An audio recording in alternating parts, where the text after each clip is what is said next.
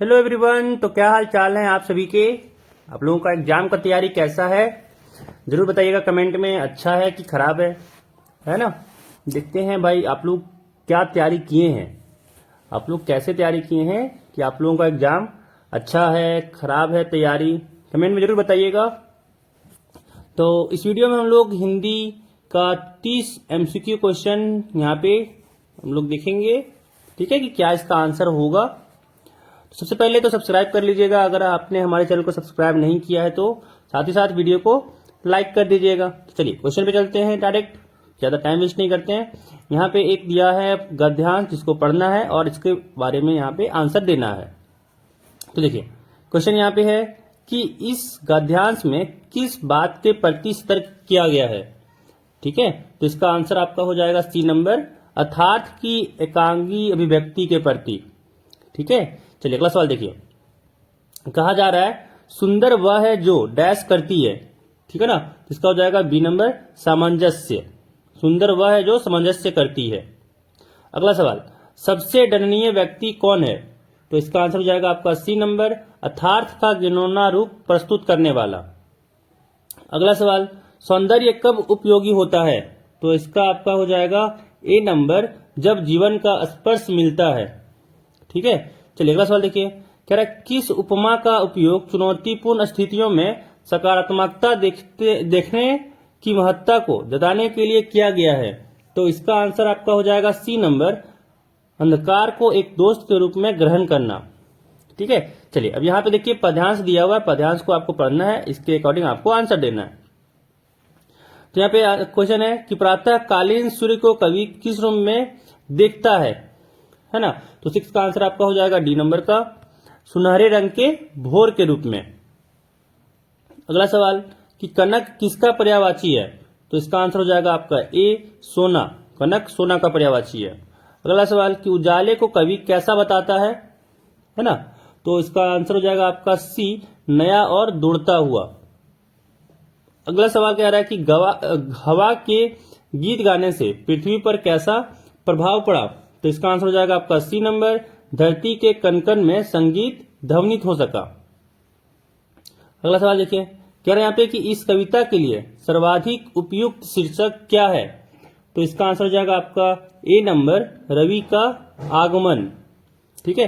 चलिए अगला देखिए, व्याकरण से है सवाल आपका, यहाँ पे सही उत्तर का चयन करना है। कह रहा है चीर चीर के अर्थ लिखे गए हैं, सभी विकल्प का चयन करें, ठीक है। तो 11 का आपका आंसर हो जाएगा ए नंबर, वस्त्र पुराना, ठीक है। चिरहरण समझ में आया होगा, चिरहरण जो आप महाभारत में सुनते होंगे, तो वहां से कपड़ा आता है ना। चलिए देखिए अगला यहाँ पे कह रहा है कि कोयल का पर्यायवाची शब्द निम्नलिखित में से कौन नहीं होगा, ठीक है। तो 12 का आपका आंसर हो जाएगा डी नंबर, खेचर, खेचर नहीं होता है। चलिए देखिए, कह रहा है श्रद्धानंद का संधि विच्छेद निम्नलिखित में से कौन सा है। तो 13 का आपका आंसर ए हो जाएगा, श्रद्धा प्लस आनंद। अगला सवाल कि आग बबूला होना मुहावरा का सही अर्थ निम्नलिखित में से कौन सा होगा। तो 14 का आंसर आपका ए होगा, बहुत गुस्सा होना, ठीक है। आग बबूला होना मतलब बहुत गुस्सा होना। अगला कि रक्षा शब्द में किस उपसर्ग का प्रयोग करके सुरक्षा शब्द बना है। तो 15 का आपका हो जाएगा ऑप्शन बी, सु, है ना। रक्षा में सु को ऐड कर देंगे, सुरक्षा बन जाएगा। चलिए अगला सवाल, इतिहास शब्द में इक प्रत्यय लगाने से नया शब्द कौन सा बनेगा, है ना। तो 16 का आपका आंसर हो जाएगा ऑप्शन सी, ऐतिहासिक। चलिए अगला सवाल देखिए, कह रहा जब अविनाश बाबू ने झंडा गाड़ा तब पुलिस ने पकड़ लिया, रचना के आधार पर वाक्य पहचाने। तो इसका आंसर हो जाएगा सी, मिश्र वाक्य, है ना। तो यहाँ देखिए तब लगा हुआ, तब। चलिए अगला सवाल देखिए, कह रहा पाप पुण्य सामासिक पद में कौन सा समास है। तो 18 का आपका हो जाएगा बी नंबर, द्वंद्व, ठीक है। अगला सवाल, आजादी का विलोम निम्नलिखित में से क्या होगा। तो 19 का आपका हो जाएगा सी नंबर, गुलामी। चलिए अगला सवाल, कह रहा होनहार बिरवान के होत चिकने पात लोकोक्ति का सही अर्थ क्या होगा। तो इसका आंसर हो जाएगा आपका ए नंबर, कि जो महान होते हैं उनकी प्रतिभा बचपन में ही दिखाई पड़ती है। चलिए अगला देखिए, आपका यहाँ पे पद्यांश है, गद्यांश है, इसको पढ़ना है और फिर इसके अकॉर्डिंग आपको आंसर देना है, ठीक है। क्वेश्चन आपके यहाँ है कि पर्वतों की छाती पर बहने वाले झरने कैसे लग रहे हैं। तो आपका हो जाएगा यहाँ पे आंसर डी, मोतियों की लड़ियों के समान। ठीक है, चलिए अगला सवाल देखिए। कह रहा निर्झरों द्वारा किसका गौरव गान किया जा रहा है। तो इसका आंसर हो जाएगा इसका आंसर आपका हो जाएगा ए नंबर, पर्वतों का। ठीक है ना, पर्वतों का। चलिए अगला सवाल देखिए। कह रहा है यहाँ पे तरुवर का क्या अर्थ है। तो इसका आंसर हो जाएगा आपका सी नंबर, बहुत ऊंचे वृक्ष। ठीक है, अगला सवाल कि कौन किसका गौरव गान कर रहा है। तो इसका आंसर हो जाएगा आपका ए नंबर, झरने पर्वतों का। चलिए अगला देखिए। यहाँ पे गद्यांश दिया हुआ है, गद्यांश को पढ़ना है और फिर आपको यहाँ पे आंसर देना है। कह रहा है किस फिल्म के बाद राज कपूर आत्मविश्वास से भर गए। तो इसका आंसर हो जाएगा आपका बी नंबर, संगम। चलिए अगला सवाल देखिए। कह रहा मेरा नाम जोकर का निर्माण कब प्रारंभ किया गया था। तो इसका आंसर हो जाएगा आपका ए नंबर, 1965 में। फिर अगला सवाल, 1966 में कवि शैलेंद्र की कौन सी फिल्म प्रदर्शित हुई।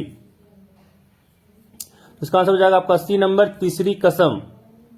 अगला सवाल, तीसरी कसम फिल्म में किसने अपने जीवन की सर्वोच्च भूमिका निभाई। तो इसका आंसर ए हो जाएगा 28 का, राज कपूर। ठीक है, चलिए अगला सवाल देखिए। सवाल है कि टोपी की किस बात से घर में बवाल खड़ा हो गया था। ठीक है, तो इसका आंसर हो जाएगा आपका बी नंबर, माता जी को अम्मी बुलाने से। ठीक है, चलिए अगला सवाल देखिए कि ठाकुर बाड़ी के प्रति गांव वालों के मन में क्या है।